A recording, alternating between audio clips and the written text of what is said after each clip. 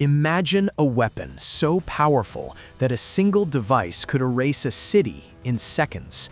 A weapon born not from generals or politicians, but from equations scribbled on blackboards. Now imagine that multiple nations, locked in global war, were racing to build it first, and that spies, saboteurs, and scientists all fought silently behind the front lines to tip the balance. This is the story of the atomic bomb, a race where the fastest minds, not the fastest armies, decided the fate of the world. At the dawn of the 20th century, physics was undergoing a revolution. Einstein's theories shattered our understanding of space and time.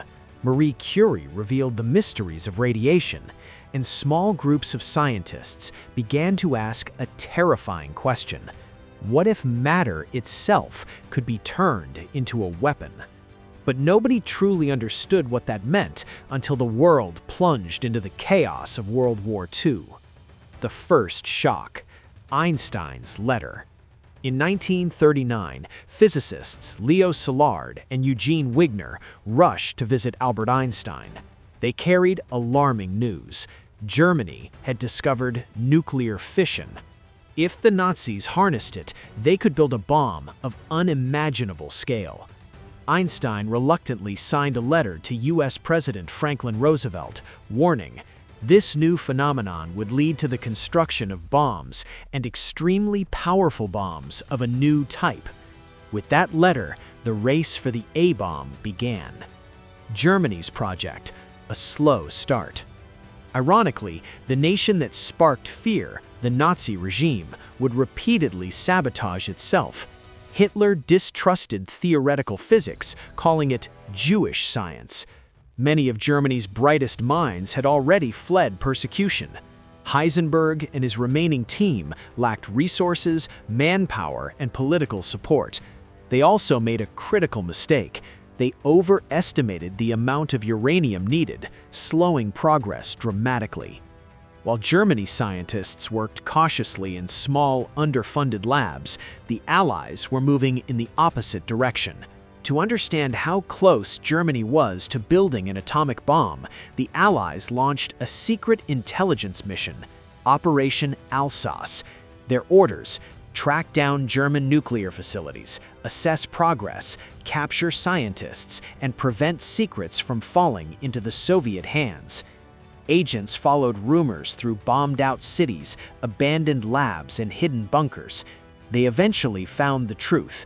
Germany was nowhere near building a deployable weapon, but by then, another competitor had already entered the race.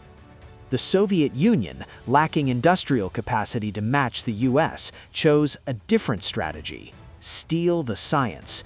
The NKVD began infiltrating the Manhattan Project with elite spies: Klaus Fuchs, a brilliant physicist; Theodore Hall, a youthful prodigy; Lona and Morris Cohen, expert couriers.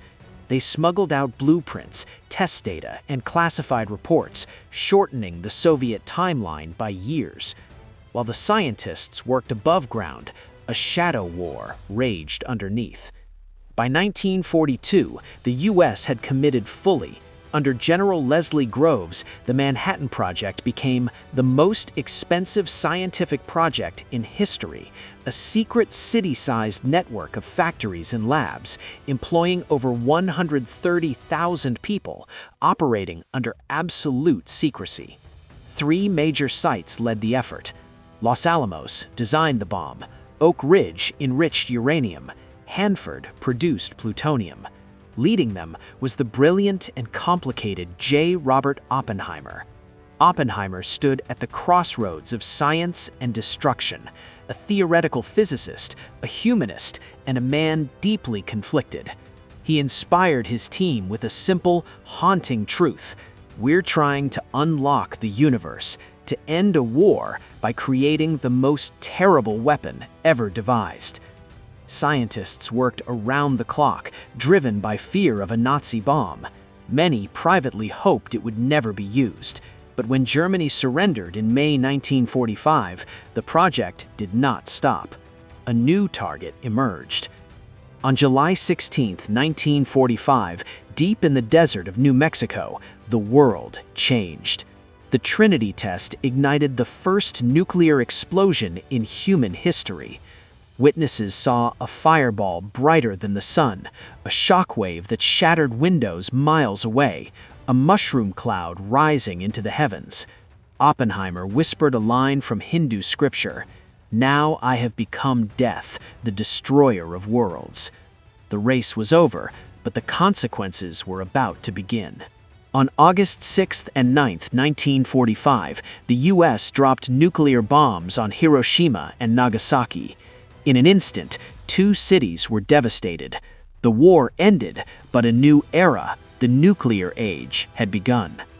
The weapons designed to stop tyranny now became symbols of fear, deterrence, and global power. Because of espionage from inside the Manhattan Project, the Soviet Union tested its first atomic bomb in 1949, years sooner than expected. The arms race accelerated. Bigger bombs, hydrogen weapons, ballistic missiles, and mutually assured destruction. Humanity now possessed the power to end civilization, and it started with a few scientists trying to stop a tyrant from getting there first. The race for the atomic bomb reshaped the world. It ended World War II. It ignited the Cold War. It unleashed nuclear proliferation. It forced nations to rethink warfare, diplomacy, and survival. It also raised a haunting question still relevant today. How do we control a weapon that can destroy everything? If you enjoyed this deep dive into one of history's most dramatic scientific races, consider subscribing for more cinematic history breakdowns. Because the past isn't just stories, it's a warning, a lesson, and a guide for the future.